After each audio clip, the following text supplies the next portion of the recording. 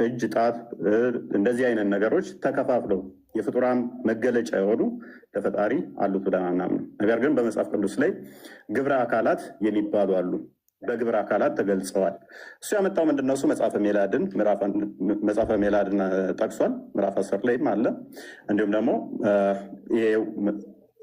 ሰለስቱ ምዕት ላይ ብሎም ጠቅሶታል።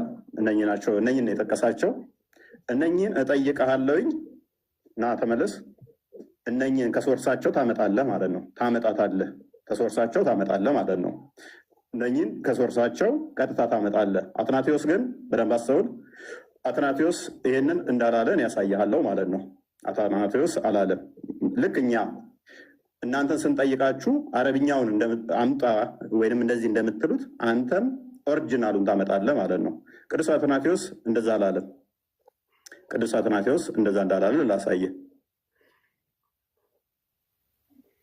ሰለስቱ ምዕት የተጠቀሰው ከዛ ስለሆነ ስህተት ነው አንተ የጠቀስከው።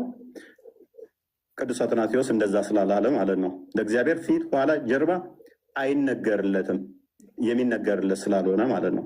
ስለዚህ አትናቴዎስ ብሏል ተብሎ በአትናቴዎስ ላይ የተነገረው ያንኛው መረጃ እንድታመጣ እንጋብዛለን ማለት ነው። ለምሳሌ እዚህ ጋር ላሳየ፣ ይታያል ብዬ አስባለሁ። ዓይን የመስሚያ አካል አይደለም?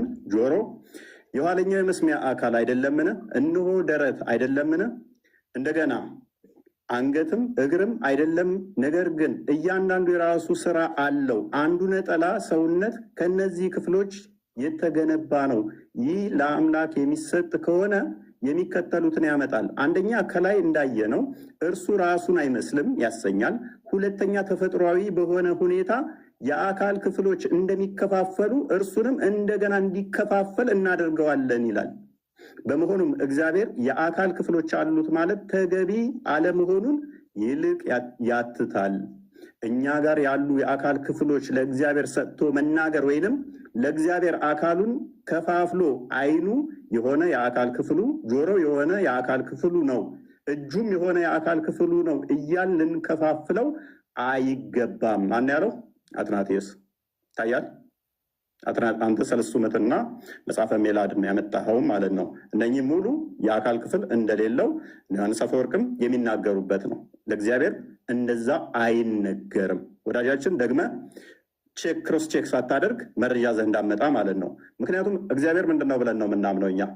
እግዚአብሔር ምንድነው ብለን ነው የምናምነው? እግዚአብሔር መንፈስ ነው፣ በሁሉ የሞላ ነው፣ በሁሉ ያለ ነው። እግዚአብሔር መንፈስ እንደመሆኑ ለእርሱ መሄድ፣ መምጣት፣ መቆም፣ መነሳት አይነገርም። እሱን መማር አለብህ ውሳስ። እግዚአብሔር በሁሉ የሞላ